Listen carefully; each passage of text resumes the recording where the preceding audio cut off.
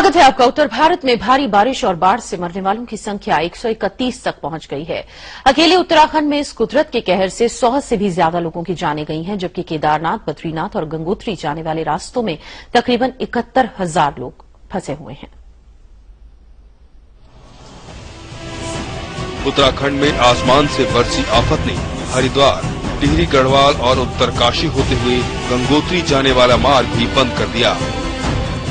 बारिश और बाढ़ से उत्तराखंड में पिछले 50 सालों में इतनी तबाही नहीं हुई जितनी इस बार हुई। इस रास्ते में नरेंद्र नगर से लेकर उत्तरकाशी तक 20 जगहों पर भूस्खलन हुआ। हालात ये हैं कि उत्तरकाशी से गंगोत्री तक सड़क मार्ग से जाना अब संभव ही नहीं। गंगोत्री में इस समय 2000 श्रद्धालु फंसे हुए हैं, जिन्हें निकालने के लिए सेना प्रयासरत है। कुछ इसी तरह का हाल रुद्रप्रयाग और जोशीमठ होते हुए बद्रीनाथ जाने वाले राजमार्ग का भी है। जोशीमठ से तकरीबन 43 किलोमीटर दूर बद्रीनाथ धाम में 10,000 से ज्यादा श्रद्धालु फंसे हुए हैं। जोशीमठ और बद्रीनाथ के बीच 3 जगहों से सड़क पूरी तरह से बह गई है, जिसके चलते इन लोगों तक राहत पहुंचाने में मुश्किल हो रही है। इसके अलावा हेमकुंड साहिब में भी 4500 श्रद्धालु फंसे हुए हैं। अपने परिवार के साथ हेमकुंड जा रहे क्रिकेट खिलाड़ी हरभजन सिंह भी इस प्राकृतिक आपदा में फंस गए हैं।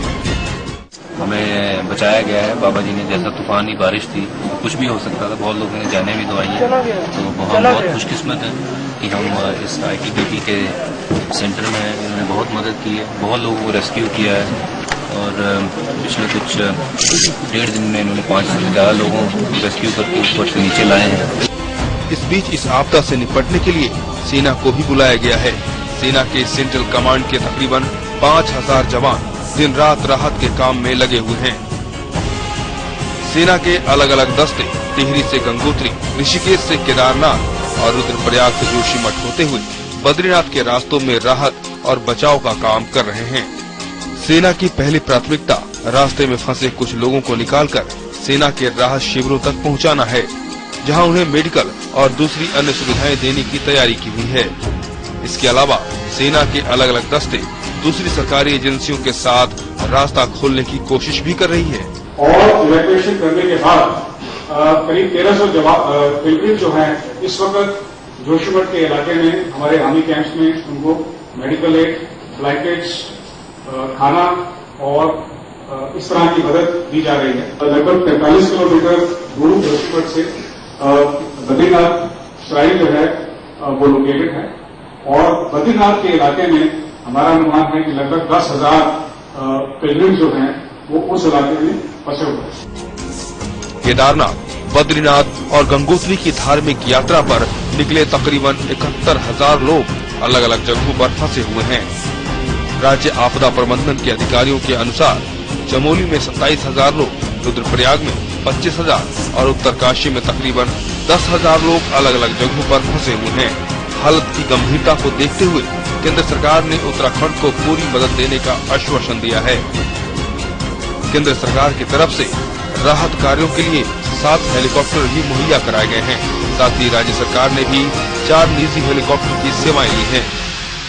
खुद प्रधानमंत्री ने उत्तराखंड के मुख्यमंत्री विजय बहुगुणा से फोन पर बात कर हालात का जायजा लिया और सभी सरकारी एजेंसियों को आपदा प्रभावित राज्य को हर संभव मदद देने के निर्देश दिए हैं। प्रधानमंत्री जी ने फोन करके आश्वस्त किया है कि राज्य को पूरी सहायता मिलेगी। गृह मंत्री, रक्षा मंत्री सब चिंतित है, पूरे देश में लोग चिंतित है, लेकिन मैं ये कह सकता हूँ कि हम लोग पूरा प्रयास कर रहे हैं मदद करने का। लोग पैनिक न करें, घबराएं नहीं, जहाँ है वहाँ रहें और प्रशासन जो उनको राय दे उसके अनुसार काम करे।